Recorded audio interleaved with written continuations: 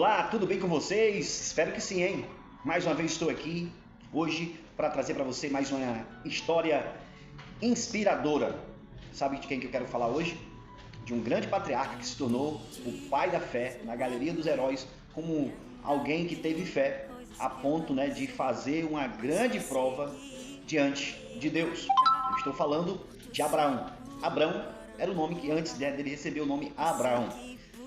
Quando eu olho para a história de Abraão, eu fico imaginando assim, será que eu não sou Abraão? Até parece, tá bom? Uma história bem parecida, né? Mas então, quando a gente olha a história de Abraão, ela começa da seguinte forma. Hoje eu estou aqui mais uma vez, aqui com a palavra de Deus, registrado no livro de Gênesis, do capítulo 12 até o capítulo 25, conta ali o desfecho da história, são 13 capítulos, né? É um patriarca que aparece no livro de Gênesis aí com grande escala, de conteúdo a respeito da sua vivência na Terra, né? O pai de Abraão era Tera. Tera era o pai de Abraão. Ele saiu, da terra de Ur dos Caldeus com seu pai Tera, e os demais familiares, não vou entrar em detalhes, mas eles chegaram numa jornada até a terra de Harã. Eles estavam indo para Canaã, mas chegaram até a terra de Harã. Ali eles pararam por um tempo. Nesse inteirinho de tempo, Tera completa 205 anos de vida e ali desce ao pó, ele morreu, foi sepultado ali. Mas aquela jornada não tinha acabado ainda, não era isso que Deus tinha planejado para Abraão, para o seu povo.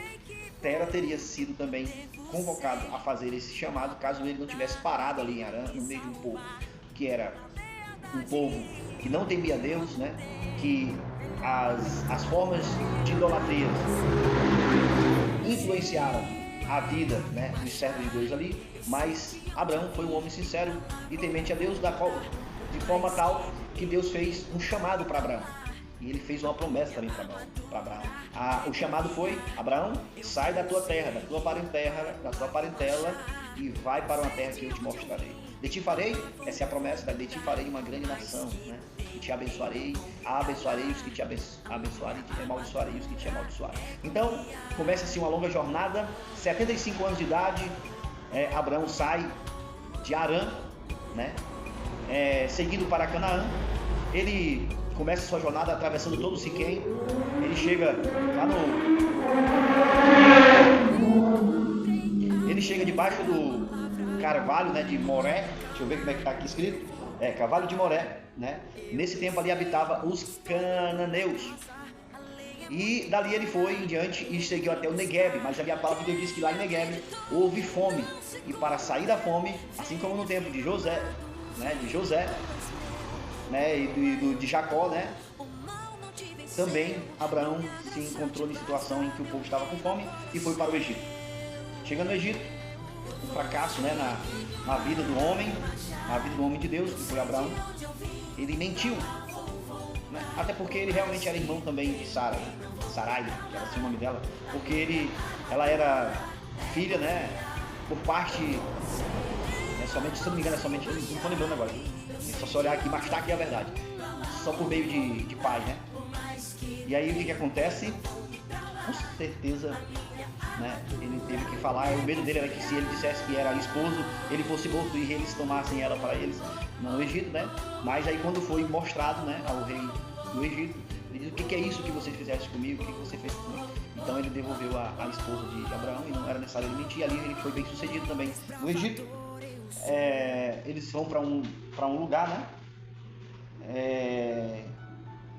aonde eles começam ali a ter as suas decisões na vida, a decisão de Ló e de Abraão. Chegou a hora de Abraão e Ló se separarem, porque a terra em que eles estavam, os trabalhadores que cuidavam do gado, do rebanho, viviam em pé de guerra devido ao espaço geográfico, Então Abraão chamou Ló e disse assim: Ló, olhe para onde você quiser, escolha para onde você ir. Para onde você for, eu irei ao contrário disso.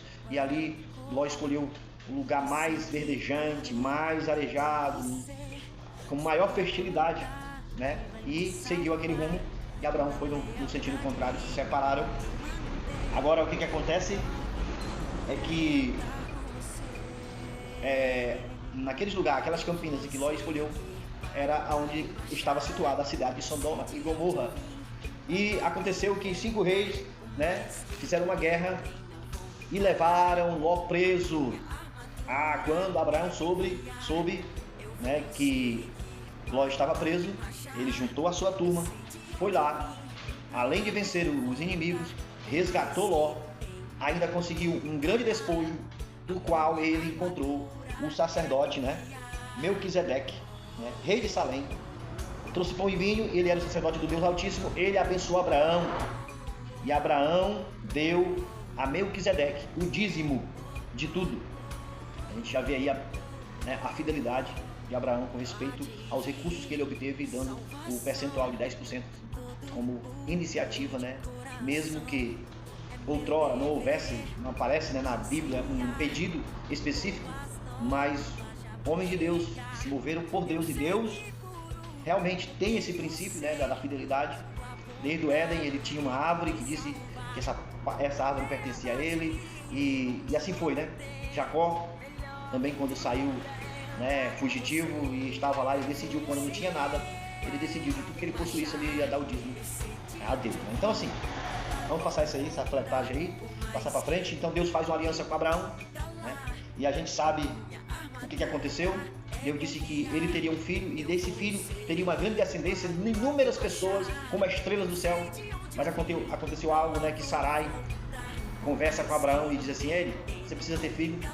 E aí ela dá a concubina, que é a concubina Agar, para Abraão. Abraão se deita com ela, ela engravida e tem um filho chamado Ismael, né? Aí nasce Ismael, e daí em diante Deus faz a aliança da circuncisão com Abraão. Uma vez que foi instituído, todos os meninos, todos os machos da casa dele, né? Todos os homens da casa dele. E é isso, ele fez essa aliança, né, com Deus, que é a circuncisão.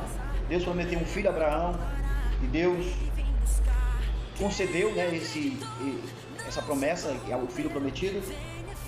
E quando Deus diz que vai destruir Sodoma e Gomorra, Abraão está ali para interceder por aquele povo, mesmo sem merecer. E aí é salvo Ló e suas filhas, né, e suas filhas, porque a mulher de Ló olhou para trás e se transformou na estátua de sal. Em seguida, Abraão, ele tem uma aliança com Abimeleque, né? E ali, diante daquela situação, o nascimento de Isaac aconteceu, e Deus põe à prova a Abraão. E nessa prova, ele tinha que realmente fazer o que era certo. E o que era que Deus tinha pedido? Que lhe sacrificasse, né? Oferecesse em sacrifício o próprio filho. Que pedido, né? Que pedido que Deus fez, né? Que prova.